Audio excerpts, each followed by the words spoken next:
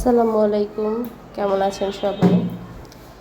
সকালবেলা ডিম ভাজা করতেছি, বেশি করে পেঁয়াজ, কাঁচামরিচ আর 1 চিমটি লবণ দিয়ে একদম সিম্পলভাবে ডিমটা তেলে ভেজে নিব। আর আজকে সকালের নাস্তায় ডিম ভাজা আর সাথে 1 মুঠো ভাত, এটা দিয়ে আজকে নাস্তা হয়ে যাবে। এইখানে ডিম দিয়ে দিলাম, আর তেলটা বোধহয় গরম হয়নি ভালো করে, আমি তার আগেই দিয়ে দিছি, কোনো ব্যাপার না। তো এই যে ডিমটা হয়ে গেছে, নিচের সাইডটা আরেকটু হবে। তো এখন যে ভাত নিয়ে বসে পড়লাম। আর আজকে নাস্তায় একটা ডিম ভাজা ঝাল ঝাল করে কাঁচামরিচের ঝালে, আর 1 মুঠো ভাত, সাথে আছে পেঁয়াজ, শুকনো মরিচ, সর্ষের তেলে মাখা একটা ভর্তা। মরিচের এই ভর্তাটা আমার অনেক পছন্দ, খিচুড়ি করলে তো আমরা এই ভর্তাটা বাসায় করবই। আর এই ভর্তাটা বেশিরভাগ করে আমার হাজব্যান্ড, মানে মাখাইয়ে দেয়, আমি সব রেডি করে দিই। আর মাঝে মাঝে আমিও মাখাই, যেহেতু ছোটো বাচ্চা আছে আমি একটু মাখাতে ভয়ই পাই, বাচ্চাকে সবসময় দেখি আর আমার হাতও জ্বলে।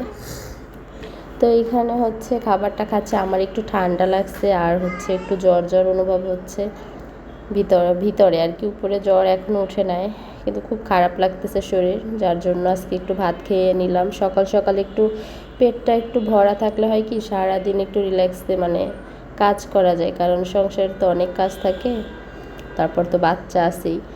তো এইখানে এই চিনির ডিব্বাটা আর কি একটু ময়লা হয়েছিল, একদম কেমন আঠালো হয়ে গেছিলো, তো এইটা ভালো করে ক্লিন করে নিলাম। আর এইটা এখন উপর করে রাখবো, শুকাই গেলে এটা চিনি ভরে নিব। আর মনটা কিন্তু খুব বেশি ভালো না, সবাই তো জানেন আমাদের দেশের উপরে কত বড় একটা দুর্যোগ চলে গেল, মাইলস্টোন স্কুল অ্যান্ড কলেজের উপর, যে বিমান ক্রাশের যে ঘটনাটা, সেটা সত্যি হৃদয় বিদারক।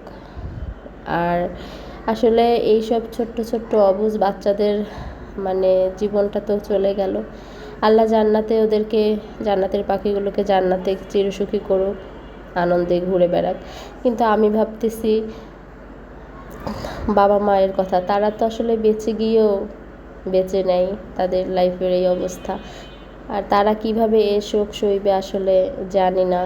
তবে আল্লাহর কাছে একটাই প্রার্থনা, আল্লাহ যেন তাদেরকে এই শোক কাটাই ওঠার তৌফিক দান করে, আমিন। আর একটা কথা একটা সন্তান ঘরের আলো, সব কিছু বাবা মায়ের সব কিছু, পুরো দুনিয়া তার সন্তান, সব সম্পদ, সব কিছু, ধন সম্পদ যাই বলেন, সন্তান মেইন। আর আল্লাহর দেওয়া বড় নেয়ামত। আমিও একজন মা, আমার বাচ্চাটা হয়তো এখনও স্কুলে দেওয়া হয়নি, মাত্র 2 বছর হলো, কিন্তু কিছুদিন পরে তো আমিও আমার বাচ্চাটাকে স্কুলে দিব। মনের মধ্যে না কেমন একটা ভয় ঢুকে গেছে, মনে হয় কোথাও যদি না দেওয়া লাগতো, কোনো কিছু না, শুধু সারাক্ষণ বাচ্চাকে নিজের সাথে বুকের সাথে রেখে আগলে রাখতে পারতাম, এরকম। ও তো সামনে বড় হবে, পড়াশোনা করবে, ছেলে মানুষ, যেহেতু আমার ছেলে বাচ্চা, বাইরের জগতে মিশবে, কত কিছু, কত টেনশন হয় এখন থেকেই। আল্লাহ ভরসা, আল্লাহ হেফাজতের মালিক, আল্লাহ যেন সব সময় হেফাজত করে, সেটাই চাওয়া। আর এই দিকে কথা বলতে বলতে অনেক কাজই করে ফেললাম। এখানে আমি কিছুটা ওল কচু নিছি, আমি গাডি বলি, যেটা কমফোর্ট ফিল করি, আর আমাদের এখানে সবাই গাডি বলে। আর এই দেখেন একটা অমূল্য রতন পাওয়া গেছে চুলার পাড়ে।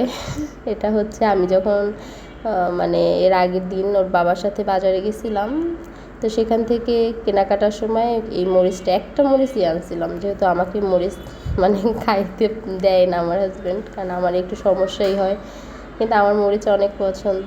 আর এই মরিচটা পাই আমি খুব খুশি। আমড়া দিয়ে ডাল রান্না হবে, আর এই ডালের মধ্যে যদি একটু নাগা মরিচ বা বোম্বাই মরিচ যেটা এটা যদি দেওয়া হয়, এটার এত সুন্দর স্মেল আর এত সুন্দর খেতে লাগে, এত স্বাদ হয়, সত্যি অসাধারণ, পুরো ডালটাই চেঞ্জ হয়ে যায়, ওটা দিয়েই শুধু ভাত খাওয়া যায়। আর এইদিকে আমি পর্যবেক্ষণ করছি যে চুলোয় পানিটা গরম হয়েছে কিনা, যেহেতু চুলো অল্প অল্প জ্বলতেছে, গ্যাস নাই, তো ওই হালকা গরম হয়েছে পানিটা, তার ভিতরে আমি চালটা দিলাম। তবে মনে হচ্ছে আমাকে ইন্ডাকশন কুকারটাই এখন চালু করতে হবে, এটা দিয়ে হবে না। আর এদিকে বেলকুনির থেকে আমি একটা চাদর নামাই নিতেছি, এটা শুকাই গেছে, জাস্ট ভাঁজ করে এখন রেখে দিব। তো এই যে হচ্ছে বাবু, বাবু আমার সে অনেক দুষ্টুমিতে ব্যস্ত আছে, গাড়ি নিয়ে খেলতেছে। আর আমার মানে আমি বিছানা এইমাত্র গুছাই গেল, একটু পর সেই বিছানা এলোমেলো থাকে। আর সাদা চাদর আমি আর আমার লাইফে কিনবো না যতদিন বাবু বড় না হয়, কারণ দেখা যায় খাবার টাবার সব কিছু ফালায়, মুখ থেকে ফালাইয়া ওইটা আবার হাত দিয়া যখন করে মানে পুরো চাদরটা নোংরা হয়ে যায়। আর কলম একটা হাতে পাইছিল, পুরো চাদর কলমে দিয়া মানে অবস্থা খারাপ করে ফেলছে। আর জানি না মানে কি যে অবস্থা করে, এখন ভাবতেছে এটা আর ইউজই করবো না, কারণ অনেক করে ফেলছে। তারপর আবার ভাবি যে না, যেহেতু এত ময়লা করে একটু বিছাই, রাতে চেঞ্জ করে দিব চাদর, সারাদিন অনেক ময়লা করবে, ঘুমানোর আগে চাদরটা চেঞ্জ করেই তারপর ঘুমাবো। আর আমি কোনো ওই যে এক্সট্রা বেড মানে কি বলে ওইটাকে বাচ্চাদের জন্য যে ইউজ করে ওইগুলো আসলে দিতে পারি না, আমার আসতে বাবু উঠাই ফালাই দেয়। এইদিকে ছেলেটারও ঠান্ডা লাগছে, ওর জন্য এই যে নেবুলাইজারের মেশিনটা নামানো হয়েছে, ওকে নেবুলাইজার দিচ্ছে। আমার ছেলেটা একদমই নেবুলাইজার দিতে চায় না। আর এইদিকে এই যে হচ্ছে টেবিলের অবস্থা, আর ছেলের বাবার কাণ্ড, সবসময় লুঙ্গি চেঞ্জ করে চেয়ারের উপর ফালাই এই সকালে যায় গিয়া। তো এখন আমার হাতে অনেক কাজ টাজ, এখন হচ্ছে টেবিলটা ক্লিন করব, ঘর দুয়ার ঝাড়ু মোছা, তারপরে বিছানা সব কিছু গুছাই একবারে গোসল টোসল করে খাওয়া দাওয়া করবো, বাবুকে গোসল করাবো, ওকে খাওয়াবো। নাই আর এদিকে বাইরের মানে দৃশ্যটা দেখতেছি, কেমন একটু মেঘলাও না আবার রোদও না, মাঝামাঝি একটা ওয়েদার আর কি। হয়তো বৃষ্টি নামতে পারে, আবার নাও নামতে পারে। আর এই হচ্ছে ডাল, আমি এখানে অল্প একটু ডাল নিয়েছি, ডাল না বাসায় বেশি রান্না করলে খাওয়া হয় না, 2 দিন করে। ওর বাবা ডালটা বেশি পছন্দ, আর আমড়া ডালটা আমি একটু খাবো, যেহেতু টক আছে, টক ডাল আমার ভালো লাগে। আর আমড়াটা হচ্ছে আমি একবারে করে দেবো, খোসা সহ দিব, খোসা ছাড়া দিব না, মানে খোসা ছাড়াবো না, খোসা সহ ভালো করে ধুয়ে দিলে হবে কি টকটা একটু বেশি বের হবে, কারণ আমড়ায় তো অত বেশি টক নেই তাই।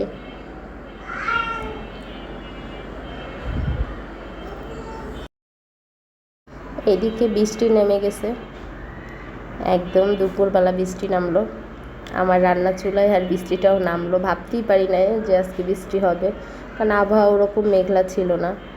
তো এখানে একদম অঝোরে বৃষ্টি হচ্ছে, আর আমার এইদিকে কুকারে রান্না হচ্ছে, আমার আর গ্যাস আসেই নাই। এখানে আমডাল হচ্ছে, আর আমি পাশাপাশি একটু একটু গ্যাস জ্বলে তাতে সিদ্ধ দিছি হচ্ছে ওলকচু গাড়ি যেটা। আর এই যে আমড়াটা আমি একদম খোসা সহ ধুয়ে টুয়ে দিছি যাতে ভালো করে টক বের হয়।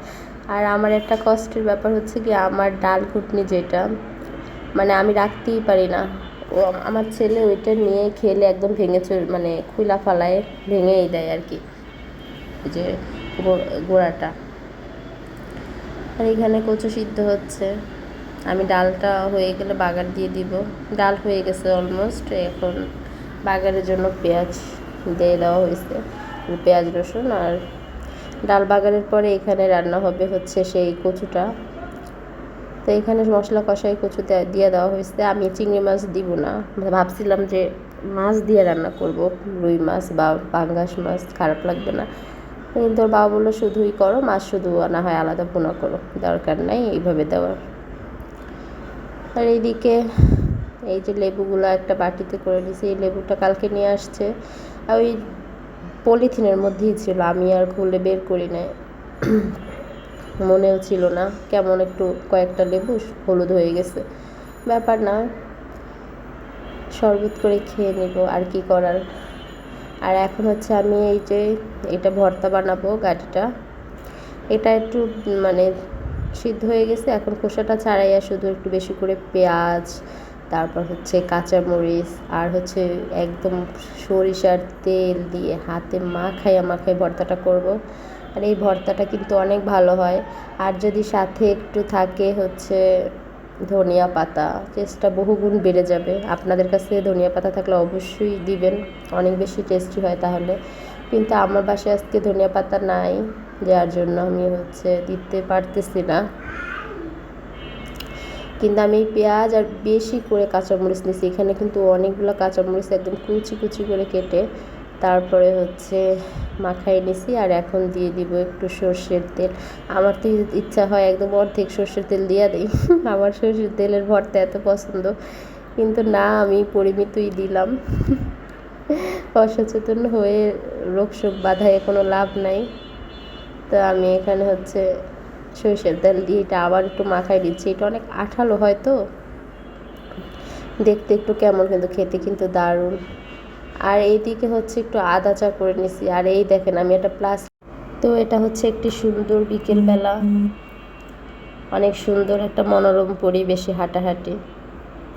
তো সবাই ভালো থাকবেন, সুস্থ থাকবেন, আমাদের জন্য দোয়া করবেন। আল্লাহ হাফেজ।